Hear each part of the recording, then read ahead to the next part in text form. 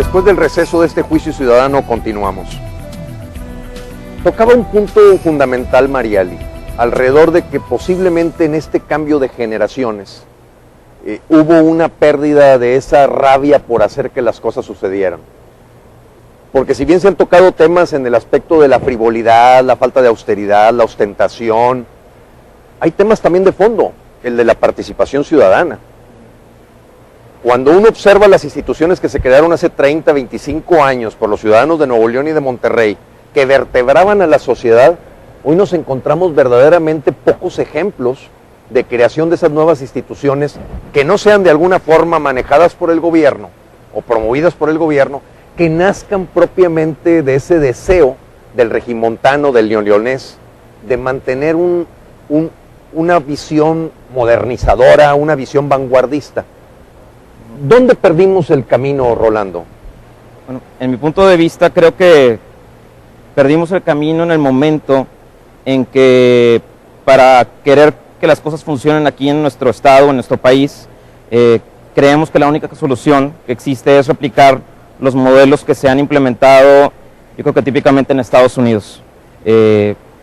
Al margen de que Estados Unidos sea una potencia económica, eso no es sinónimo de que los modelos que ellos hayan seguido sean los que nosotros tenemos que seguir.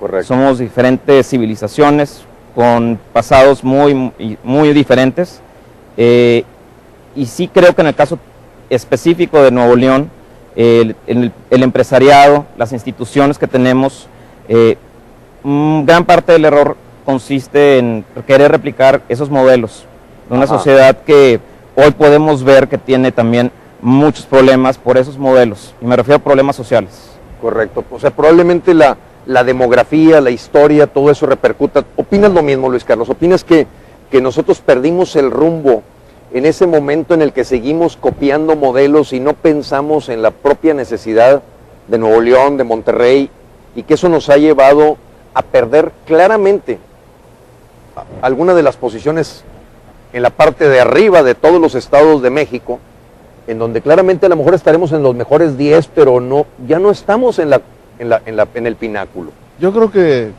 hay que verlo conceptualmente, también de otro punto. Este no es un problema nada más en Monterrey, es un problema generalizado en todo el país y tal vez en todo el mundo, en donde se perdieron muchos valores muy importantes.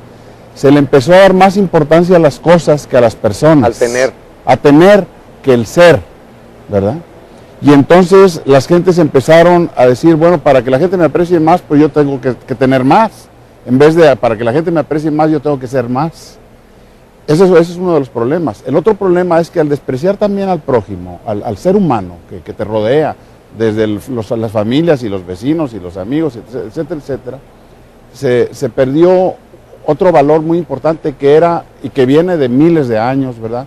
Que el ser humano ante las amenazas siempre se ha unido con otros seres humanos para defenderse. Correcto. Desde los tiempos de los cavernícolas, ¿verdad? Se unían contra las hienas y los lobos y las plagas y los terremotos y los huracanes, etcétera, pues para protegerse. Pero a ver, Luis Carlos, yo estoy de acuerdo en que este ambiente globalizador, y la pregunta va para todos, de alguna manera ha afectado la forma de ser del regimontano, del neoleonés. Lo que me provoca es una pregunta de por qué nos dañó más a nosotros que a otros estados. O sea, ¿por qué otros estados han sabido blindarse o defenderse o no perder un rumbo?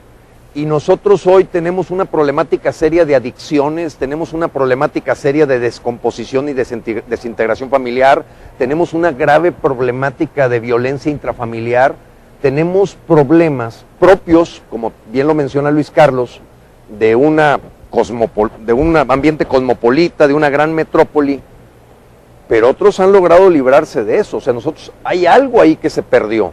Mariele, ¿tú tienes alguna causa, además de esta generacional, de que se perdió el hambre?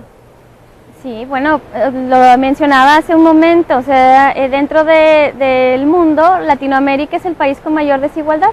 Después, México es el segundo país con mayor desigualdad social, y Monterrey es una de las ciudades con mayor desigualdad a nivel nacional.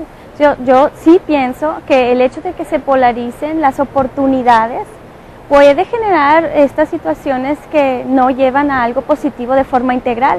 A ver, pero cuando nosotros analizamos el pasado de Nuevo León, el pasado de Monterrey, era muy claro que sus líderes empresariales, sus líderes sociales, entendieron el concepto de movilidad social y de formación desde la base para asegurar que esa desigualdad no se hiciera un abismo cada vez más grande. Analizamos algunas claras raíces de la cultura de trabajo de Nuevo León o de Monterrey, donde aquí se creó los servicios médicos a los trabajadores antes que naciera el Seguro Social. Aquí se crearon el fomento de la vivienda de los trabajadores antes que naciera el Infonavit. ¿Qué pasó? O sea, teníamos de alguna forma antídotos para generar esa movilidad social. O sea, entonces si bien veo el problema de la desigualdad, yo sigo a la pregunta, ¿dónde perdimos el rumbo? Porque alguien dejó de tener esa visión de que el progreso económico fuera aparejado de un progreso social. Rolando, ¿tú tienes algún comentario? Bueno, la parte generacional que Mariali comenta juega un papel muy importante. El movimiento social o esa conciencia social a la que tú te refieres data de los fundadores de los principales grupos empresariales de nuestro estado, pero esos fundadores, estás hablando de la época de los inicios o mediados del siglo pasado. Así es. Ha habido ahí un lapso generacional en el que definitivamente se perdió ese sentido que tenían los fundadores. Me llama la atención inclusive, Rolando, a lo que estás mencionando, que en una conversación con empresarios, ellos, que son los empresarios importantes, decían, ¿cuándo regresa un Eugenio Garzazada? ¿Cuándo regresa un Andrés Marcelo Sada, un Ricardo Margain Sosaya? Como líderes que tuvieron una visión social y tuvieron además esa capacidad de generar riqueza. Lo que a mí me golpeó, me abofeteó, fue que lo estuvieran diciendo empresarios sumamente relevantes, cuando ellos deberían de asumir ese papel. Luis Carlos, ¿tú tienes alguna hipótesis de dónde se perdió el rumbo? ¿Dónde se perdió? Mi hipótesis es que primero empezó la descomposición moral, ¿verdad? Se empezaron a perder los valores fundamentales. Monterrey era una ciudad de hombres virtuosos y con buenos hábitos, independientemente que también tenían sus defectos, por supuesto, como todos los seres humanos. Claro.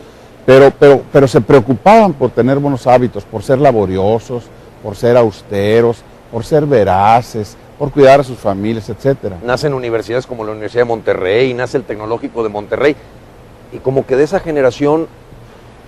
De repente, llega esta descomposición moral y afecta desde abajo hasta arriba, y arriba los líderes generacionales pues se preocuparon por las frivolidades, no se preocuparon ya por eso que antes era el pan de cada día para don Eugenio y para don Andrés Marcelo Sada y toda esa serie de grandes hombres, don Roberto Garzazada, etc. Esas gentes contribuyeron a crear ese Monterrey fuerte, ¿verdad? Austero, decidido, laborioso.